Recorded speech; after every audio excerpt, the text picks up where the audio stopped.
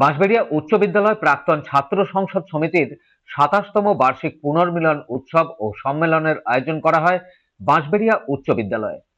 প্রথমে পতাকা উত্তোলন, পরে বিদ্যালয়ে থাকা মনীষীদের মূর্তিতে মাল্যদান ও উদ্বোধনীয় সঙ্গীতের মধ্যে দিয়ে শুরু হয় এই উৎসব। বিদ্যালয়ের প্রাক্তন ও বর্তমান ছাত্ররা এই অনুষ্ঠানে উপস্থিত ছিলেন। এছাড়া উপস্থিত ছিলেন কমিটির সভাপতি, সম্পাদক সহ বিশিষ্টজনেরা। পরে বিদ্যালয়ের মাধ্যমিক, উচ্চ মাধ্যমিক ২০২৫ শিক্ষাবর্ষে কৃতীদের সংবর্ধনা দেওয়া হয়। এই দিন মোট ৬ জনকে এই অনুষ্ঠানের মঞ্চ থেকে সংবর্ধনা জানানো হয়।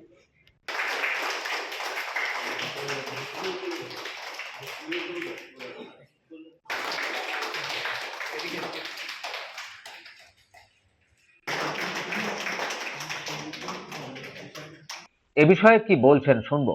বাঁশবেড়িয়া উচ্চ বিদ্যালয় প্রাক্তন ছাত্র সমিতির ২৭তম পুনর্মিলন উৎসব ও সম্মেলন আজকে ৮ই ফেব্রুয়ারি ২০২৬ রোববার অনুষ্ঠিত হচ্ছে। এই অনুষ্ঠানে আমরা এই বিদ্যালয়ে ২০২৫ সালের মাধ্যমিক পরীক্ষায় যারা প্রথম হয়েছে, ফার্স্ট হয়েছে, সবচেয়ে হায়েস্ট নাম্বার পেয়েছে তাকে, এবং এখানে যে অঙ্কে সবচেয়ে বেশি পেয়েছে মাধ্যমিকে তাকে, এবং উচ্চ মাধ্যমিক পরীক্ষা আমাদের আরও 4টে পুরস্কার, যে হায়েস্ট নাম্বার পেয়েছে তাকে, এবং যে বাংলায় হায়েস্ট পেয়েছে, গণিতে হায়েস্ট পেয়েছে এবং রসায়নে হায়েস্ট পেয়েছে। মোট আমরা বাঁশবেড়িয়া উচ্চ বিদ্যালয়ের ৬ জনকে আজকে আমরা পুরস্কৃত করলাম। এছাড়াও আমরা বিভিন্ন ধরনের অনুষ্ঠান সারা বছর করে থাকি।